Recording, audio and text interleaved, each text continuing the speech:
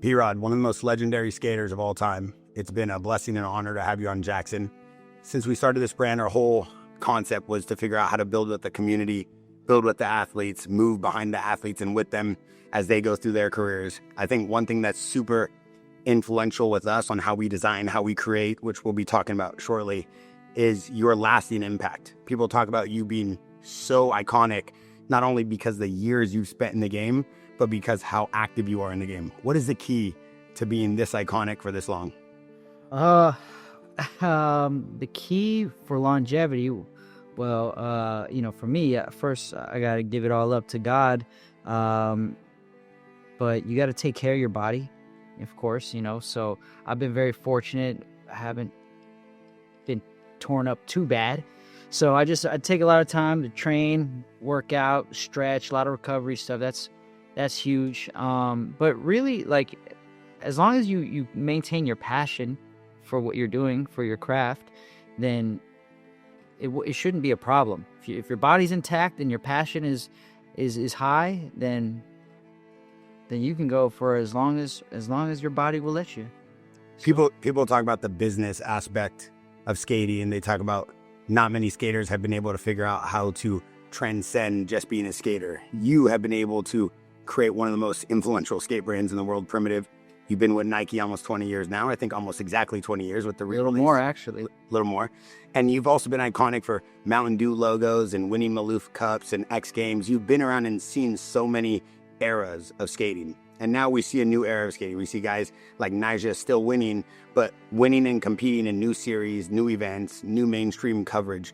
Do you feel that skate has constantly been driven up by this mainstream event series, these events, the way they kind of position skaters now compared to how it was when you were skating? Yeah. So, like, since I've come in the game up until now, I've just seen a steady uptick for sure. It's more popular than ever.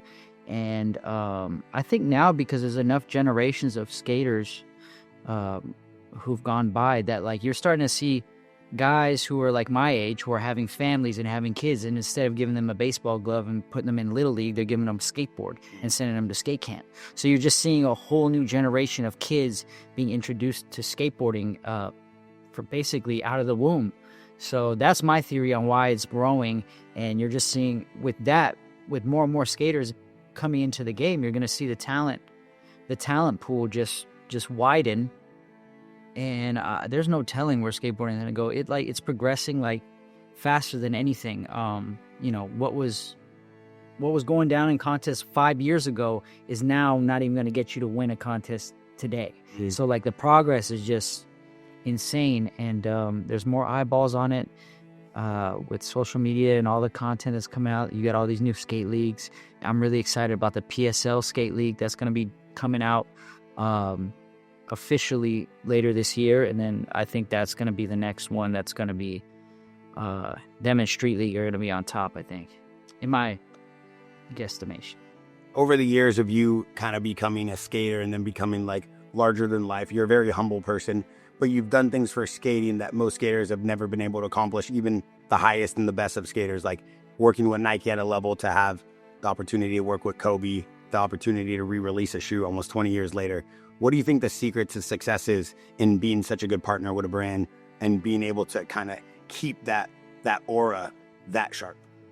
I think just being comfortable with who I am, because in skating, it's very, you get criticized a lot within skating. They don't want you to, go too far out of the box. If you make this move, you're lame, you're whack, you're a sellout, you're this and that.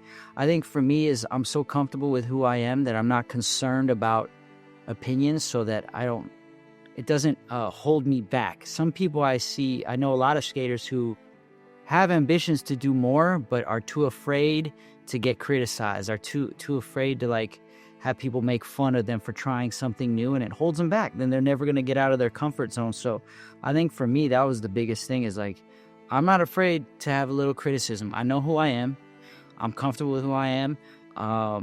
I know my love and passion for skateboarding. I know where my heart's at. So as long as I'm cool with that, then I'm okay with making other certain moves and trying to push the boundaries within skateboarding and even beyond. So that's kind of the secret, I think, for me and for anyone else who is able to transcend out of the sport. Is just, you just can't be afraid to go into those new territories. Yeah, of course you're gonna have some haters, but there's gonna be a lot of people there who support you and back you. But as long as you're centered and comfortable with who you are, you're gonna be all right.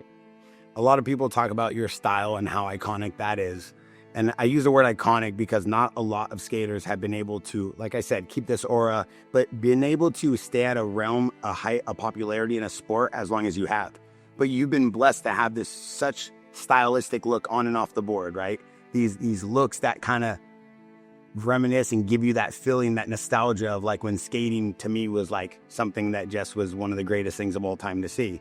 Now we see it's very fashion forward, and a lot of people are trying constantly to either create a trend or get on a trend or push the narrative to themselves that they need, because now everybody needs to make money with social. So it makes sense.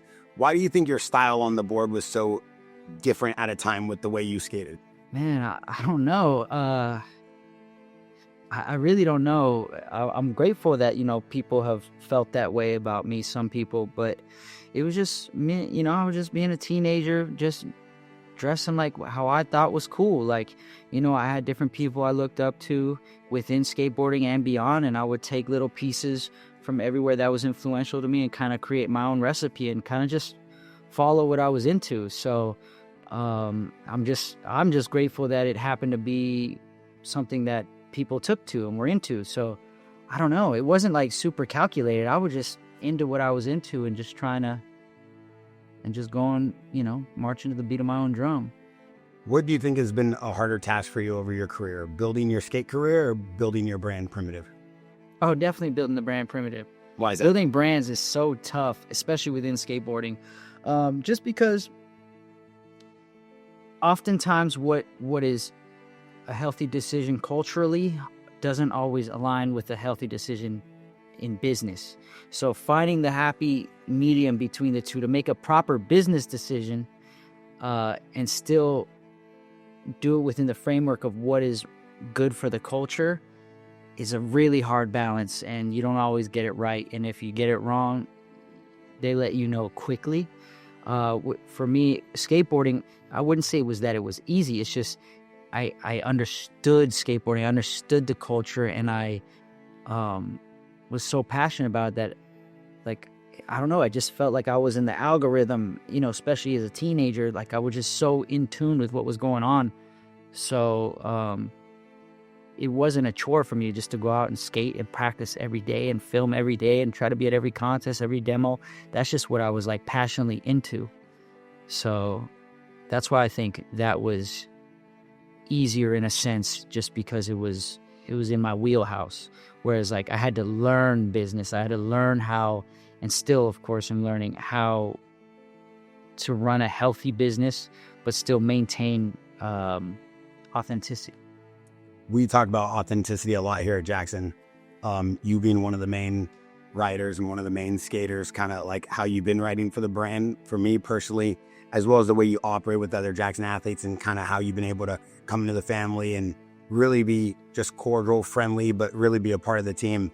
And I also have seen a lot of that with the way you've been helping us build Santo Studio, with it being nationwide in every Nordstrom. And the way you design and the way you look at things and the way you came out with your shoe, the way you skate, it's very unique, but it's also something that not a lot of people could duplicate. And I feel like that's why you have so much success, is because even when people do, it's like, it kind of looks like P-Rod, right? And that's a unique thing to have that not a lot of pro athletes have. We talked to Ryan Sheckler and Nyjah, which is probably one of the best skate teams America's ever seen. Yourself, Nyjah Huston, Ryan Sheckler. And I asked Ryan, what do you think makes P-Rod so special? And he said, as a kid competing against him, his attitude and mentality was always friendly, was always cordial, but you could feel he had a passion for skating where he didn't need to be that FU mentality. You just knew he wanted to win because he was competitive, but he didn't have that, unique, I would say, counterpart edge that people do have when they're competing. And he said, he'd do a line and then see you do the line switch, and then everybody would freak out and be like, how do you beat a guy like that? Do you feel like going into events that you purposely trained or you purposely skated in a much harder way, so just when you got to an event, you knew you could do things no one else could? Because it's much different than just practicing a trick. Well, especially when I was in my late teens to mid 20s, I just skated so much that my mentality was I want to be sharp and ready for whatever. So I wasn't specifically getting ready for a contest. I wasn't specifically preparing for the streets. I was just sharpening my skills in every aspect that I could so that I was pretty much ready for whatever, whenever. And that was kind of always my attitude. I wanted to be on top of my game in every facet possible at all times. So when it came to contests, I just wanted to go in there, whatever the course was, skate it, get a feel for it, try to adapt to what it was, and just do what I do best on that particular course, you know. So of course, if I'm gonna go in a contest, I'm trying to win. Whether I win or not is a different story, but I'm always going with the attitude of like, I'm coming to win and do my best. And, you know, especially during those early years, you know, I would always find myself within striking distance of winning, somewhere in the top 3 oftentimes. So I am competitive for sure, competitive a lot, mainly with myself. But I had to learn, because Ryan and Nija, they're natural killers. That's what they do. They're coming to kill everybody. I'm not a natural killer. I had to actually study. I studied a lot of athletes. I studied like Tiger Woods and Kobe specifically, Muhammad Ali, and I really like took time there in those years to like study like a winner's mentality, so that I can like try to develop that inner killer inside of me, because it's not innate to me. Yeah, so I had to try to train myself to become a killer. They are just natural killers. Was there a certain skater or a friend that kind of allowed you to practice in peace, where you felt like you could just skate and enjoy yourself without people kind of judging or getting clips or kind of like taking your tricks or trying to do your parts? Did you always have a certain person that kind of pushed you? I've had many people help push me, but I was never too worried about, you know, people watching or whatever. You know, I was, every time I skate, even still to this day, I'm just in my session, whoever I'm with. I don't get intimidated to skate with people, because we're all very different. We all skate different. I'm confident in who I am and in my skills, and I like skating with very high level skaters, because that just keeps me pushing myself. It keeps inspiring me and helping me to chase after perfection, even though I know you can never get there, but it still keeps me on the chase, on the hunt. So I've had many mentors and people over the years who've helped me along the way. It's too many to even name right now, but yeah, I just like to surround myself, because like they say, steel sharpens steel. So I like to surround myself with, even to this day, I'm still skate with, most people I skate with are 10, 15 years younger than me, because those are the people who are still hungry and passionate and really trying to progress. So I try to stay around those guys in that mentality, because it keeps me in that mindset. We see your brand new JX1 from Jackson. It's very iconic to you. And the thing I love the most about this is it ties back to your 20th anniversary of your new Nike shoe. The way we set the face, the way we set the iced out, the brand new rubber strap, the new clasp. Yeah. There's so many unique pieces to this watch that kind of resemble who you are, your journey in skating, 20 years wrapped up into a watch, and the ultimate men's wrist piece. I feel like this watch is kind of like the most elevated piece we even have at Jackson. You know, your shoes just came out, 20 years with Nike, your re-release, one of the best and hottest shoes of the year. What do you think it says about a person that can stay with a brand that long? And what does it say about you and the way you kind of put together your design? Well, as far as staying with a brand that long, I mean, it's just like, I think it's a rare thing. I've been very fortunate, you know, to have this type of longevity with Nike. And I get psyched because it reminds me of like how long Kobe was with the Lakers. His whole career was with one team, you know what I mean? So like, for me, that it's just really important to grow together and build that legacy in one place. I don't know, it just seems really cool. But as far as, you know, the watch, I'm super hyped on this, because I've had a lot of signature products over the years, but I've never had a signature watch. So this is like a long time coming for me, and who better to partner up with than Jackson, you know? And we put a lot of time into that movement as well. Oh yeah, look at that. I mean, it just goes together. I mean, that's just a match made in heaven right there. So yeah, it's a clean fit. Your pattern, your insignia, the way you kind of put together your shoe, which everybody loves. I definitely feel like it connects the dots well. Yeah. The last thing I have for you is you've seen guys like, for example, people that are on the team with you, Ryan Sheckler, Nigel Houston. Ryan Sheckler are now coming back, skating, enjoying himself, going out there just to enjoy himself. Do you feel like that's the best for skating? Do you feel like that's really what shows people and shows the culture, like this is what it's about? Or do you feel like... Yeah, absolutely. I mean, that's what skating is about, just fun, enjoying yourself. But I know Ryan, I know myself, I know Nigel.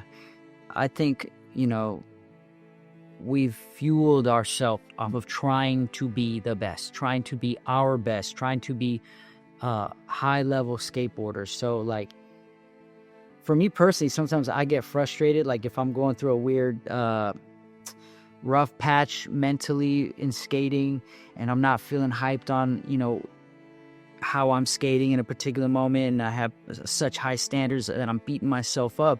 And sometimes people are like, don't overthink it, man. Just go out and skate. Don't worry. People just want to see you skate.